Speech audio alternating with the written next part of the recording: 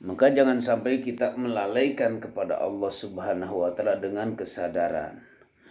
Yang ketiga itu bila mana manusia wa tarku nadham. Nah, manusia itu yang selama ini tidak merasa prihatin.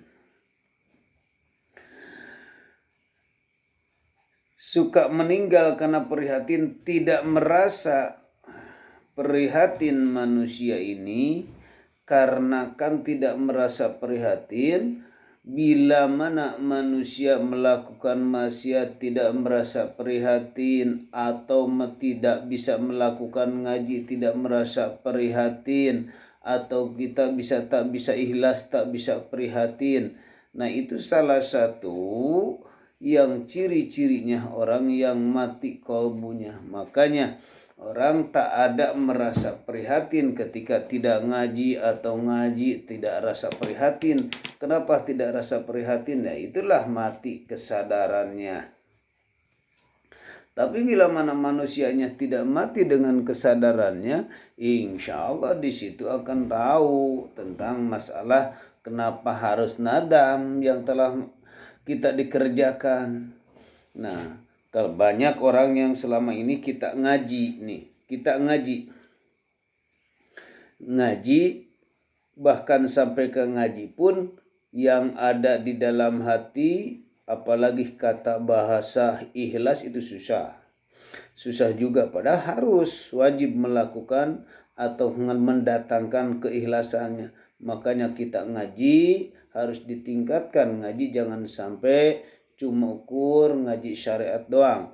Tingkatkanlah ngaji itu sampai ke ngaji babakan hakikat atau ketauhidan kita. Supaya apa? Supaya kita muncul dengan kewujudan, dengan yang bernama ikhlas. Ikhlas itu yang bagaimana?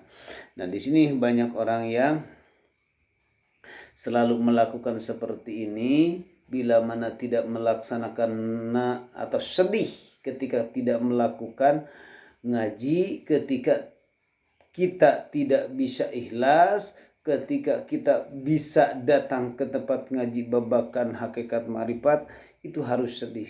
Nah, banyak orang yang tak bisa mengatakan kata sedih karena dia urusan dunia pun masih capek, urusan akhirat apalagi. Urusan dunia sudah keluh kesah kesana kemari. Itulah dikarenakan kita yang selalu sadar, yang selalu lupa kepada Allah, tidak merasa prihatin, tidak bisa ngaji. Nah, karena yang selalu di dalam hati kita tiada lain hanya urusan dunia. Nah, ini semoga bermanfaat walaupun sedikit. Ini part 2 di dalam kita yang selama ini kita tentang merasa urusan dunia. Semoga bermanfaat di dalam hati kita.